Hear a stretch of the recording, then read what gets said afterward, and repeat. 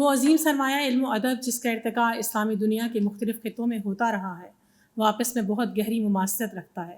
خاص کر صوفیانہ ادب چونکہ باطن کی تخلیق ہے، اس لیے عرب، بغداد، بصرہ، مدینہ، مکہ، اسپین، کونیا، پنجاب، سندھ اور دیگر علاقوں میں جو بھی صوفیاء نظر آتے ہیں ان سب میں ایک ہی گلشن عبادت کی خوشبو آتی ہے، اس لیے کہ ان سب کی منزل ایک ہے، سفر ایک ہے اور ان سب کا نصب العین بھی ایک ہے، اور یہ سب ایک ہی باغ سے ان پھولوں سے وہ خوشبو لاتے ہیں جو ہمارے جہان کو معطر کرتی ہے۔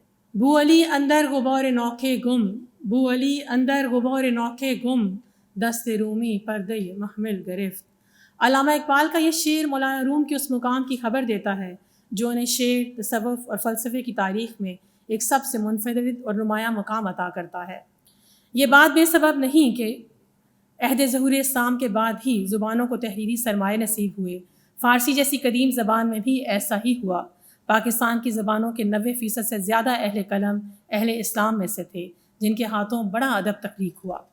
وجہ صاف ظاہر ہے کہ یہ گروہ ایسے اہل کتاب کا گروہ تھا جنہیں پہلی وحی سے ہی پڑھنے کے حکم سے ہدایت کی گئی۔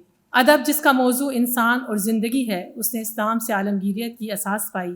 اللہ اور اس کے رسول صلی اللہ علیہ وآلہ وسلم سے محبت کو بنائے اسلام قرار دیا گیا تو محبت اور اس کی عالمگیریت بھی اسی مومن کے نصیبے میں آئی۔ سید علی حجویری المعروف بطوطہ گنج بخش، امیر خسرو، رومی، سعدی، غوث العظم شیخ عبد القادر جیلانی رحمۃ اللہ علیہ جیسے اہل صوفیاء اہل قلم بھی تھے اور عظیم ولی اللہ بھی۔ محبت وہ عظیم جذبہ ہے جو مذہب کی روح اور تصوف کی جان ہے۔ آدمی تب پورا آدمی ہوتا ہے جب وہ دوسرے انسان کو بھی آدمی اور انسان کے درجے پر رکھتا ہے۔ دنیا کا ہر ادب اسی نقطے کے گرد مسلسل طواف میں ہے۔ صوفیہ کرام کی تعلیمات پر عمل پیرا ہونے کی ضروری نہیں کہ انسان ترک دنیا کرے یا دنیا سے لا تعلق ہو جائے، بلکہ روزمرہ کے معاملات سر انجام دیتے ہوئے اسلام کی تعلیمات پر پوری خلوص نیت سے عمل پیرا ہونا ہی تصوف کی تعلیمات ہیں۔ سچ بولنا ایک سماجی ضرورت ہے لیکن اس کو دین کا حصہ بنایا گیا۔ خلوص نیت دنیاوی ضرورت ہے لیکن اس کو دین کا حصہ بنا کر عبادت کا درجہ دیا گیا۔ اسی طرح انصاف کرنا، عدل کرنا ایک سماجی ضرورت ہے لیکن اس کو دین کا حصہ بنایا گیا۔ لہٰذا دین یا تصوف بنیادی طور پر ایک بہتر معاشرہ بنانا چاہتے ہیں۔ حضرت سلطان باہو رحمۃ اللہ علیہ کی جتنی تعلیمات ہیں وہ روحانیت سے متعلق ہیں، لیکن اس میں وہ ایک لمحے کے لیے بھی ہمارے سماجی اصلاح سے منقطع نہیں ہوتے، یا وہ ابتداء میں اس کو سماجی اصلاح سے جوڑتے ہیں یا اختتام میں۔ ہمارے معاشرے میں بدتدریج وہ صلاحیت کم ہوتی جا رہی ہے کہ وہ کسی بڑی تعلیمات کو اپنے اندر جذب کر سکے۔ اگر ہم سلطان باہو رحمۃ اللہ علیہ کے روحانی پیغام پر عمل پیرا ہونے سے قاصر ہیں تو کم از کم ہمیں ان کے سماجی پیغام پر عمل پیرا ہونے کی اشد ضرورت ہے۔ اولیاء کرام کی تعلیمات ہمیں انسانیت سے محبت کا درس دیتی ہیں۔ انہوں نے اپنی زندگیوں میں بھٹکی ہوئی انسانیت کی عملی رہنمائی کی۔ برصغیر پاک و ہند میں اولیاء کرام کی خدمات سے اسلام کی ترویج و اشاعت ہوئی۔ اللہ تعالیٰ کے برگزیدہ بندوں نے اپنے حسن سلوک، خدمت اور فروغ علم کے ذریعے دین پھیلایا۔ اللہ تبارک تعالیٰ کی مدد بھی ان کے شامل حال رہی۔ آج بھی اولیاء کرام کے آستانے سرچشمہ فیض ہیں۔ اولیاء کرام کی تعلیمات ہمارے لیے بھلائی اور نفع ہے۔ اللہ کے نیک بندوں نے سادہ زندگی گزاری اور انسانیت کی خدمت کی۔ ان بزرگان دین نے ہمیشہ حسن سلوک سے انسانیت، محبت اور معاشرے میں امن اور بھائی چارے کے فروغ کے لیے عملی کردار ادا کیا۔ نوع انسانی کو آج جس قدر ان صوفیاء جیسے مولانا جلال الدین رومی اور حضرت سلطان باہو رحمۃ اللہ علیہ کے پیغام کی ضرورت ہے، اس سے پہلے شاید کبھی نہیں تھی۔ ان صوفیاء نے اپنے دائرہ محبت سے کسی کو خالی نہیں کیا، فتوے نہیں لگائے، تبرے نہیں لگائے اور مشترکات کو سامنے رکھتے ہوئے سب کو اپنے ساتھ میں لایا۔ حضرت سلطان باہو رحمۃ اللہ علیہ کی تقریباً 140 کتب ہیں اور جو زیادہ تر فارسی میں ہیں۔ ان تصانیف میں آپ نے شریعت کی پابندی پر زور دیا اور اس کے ساتھ ساتھ روحانیت کو بیدار کرنے کے لیے اللہ کا نام لے کر اللہ کے نام کے ذکر پر توجہ دی۔ آپ نے لوگوں کو محبت، احترام اور امن کا درس دیا۔ حضرت سلطان باہو نے تمام انسانیت کو خدا سے محبت کی دعوت دی۔ مختلف خطوں کے مختلف صوفیاء نے بھی یہی دعوت دی۔ آپ نے معاشرے کی روحانی اصلاح کے ذریعے ان کی زندگی میں عملی طور پر تبدیلی لانے کی ضرورت پر زور دیا۔ مولانا روم حضرت سلطان باہو میں اگرچہ 4 صدیوں کا فاصلہ ہے، اس کے باوجود دونوں عظیم المرتبت صوفیاء کی سوچ اور کلام میں اساسی قدریں مشترک ہیں، جن میں حقیقت کی ماہیت، علم و عقل، تجاذب کائنات، نظریہ عشق اور فناف شیخ شامل ہیں۔ دونوں صوفی شعراء دنیا کی حقیقت اور بے ثباتی کے ساتھ علم و عقل کو موضوع سخن بناتے ہوئے عشق و عقل پر فوقیت دیتے ہیں، جبکہ سلوک کی منازل طے کرتے فناف شیخ کی اہمیت ان کی صوفیانہ افکار میں بنیاد کا کام دیتی ہے۔ کائنات مظہر نور الہی ہے جس کی بنیاد عشق پر رکھی گئی ہے۔ اسی عشق کی بنیاد پر کائنات میں موجود تمام اجسام اور ذرات ایک دوسرے کو اپنی طرف کھینچ رہے ہیں، اور اسی عشق کی بنا پر کائنات کا نظام قائم ہے۔ اللہ جل جلالہ خود عاشق ہے اور معشوق حضرت محمد صلی اللہ علیہ وآلہ وسلم ہیں، جن کے لیے یہ کائنات تخلیق کی گئی، اور پس اللہ نے کن کہا اور فیکون ہو گیا۔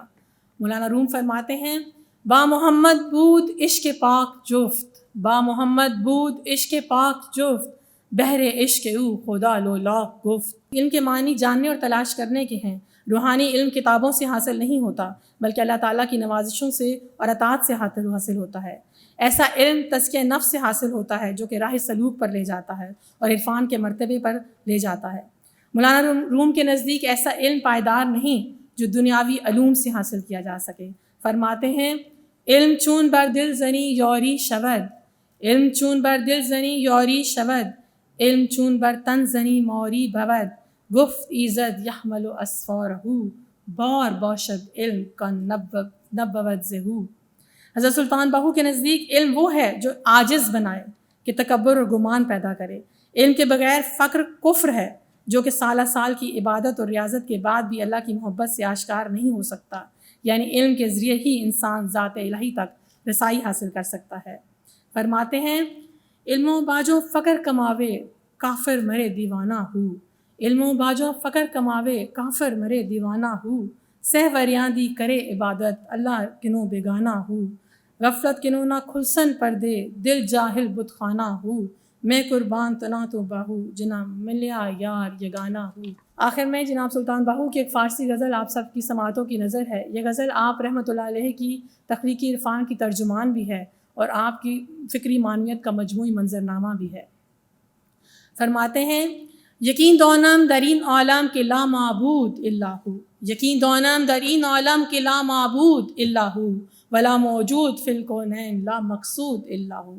مجھے یقین ہے کہ اس کائنات میں سوائے ذات پاک کے، اس ذات پاک کے کوئی معبود نہیں ہے، اور کائنات میں اس کے علاوہ کوئی حقیقی طور پر موجود ہی نہیں ہے، اور نہ اس کے سوا کوئی مقصود ہے۔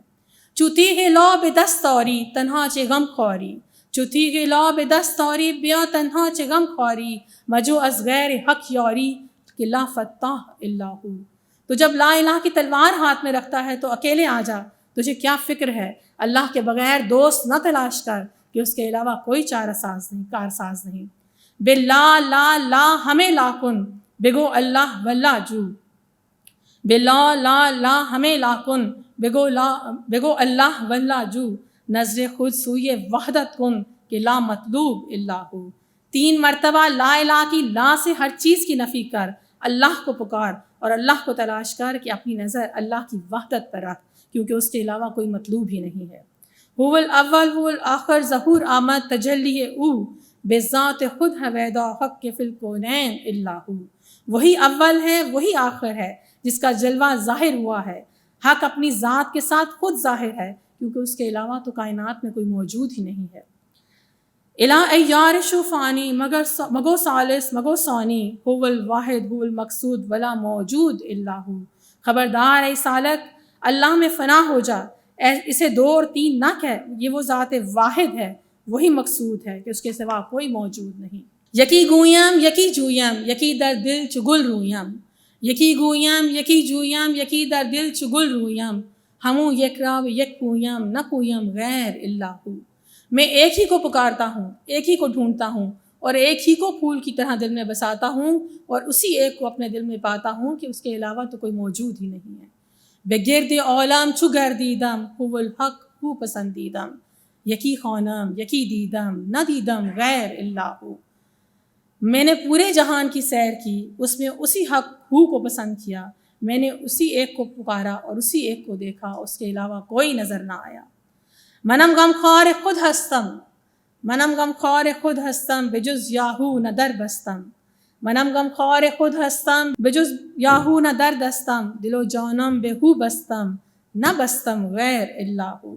میں اپنا خود غم خوار ہوں، یاہو اللہ کے سوا میرے ہاتھ میں کچھ نہیں ہے، میں نے دل و جان کو ہو کے ساتھ وابستہ کر لیا ہے اور اس کے علاوہ کسی سے وابستہ نہیں کیا۔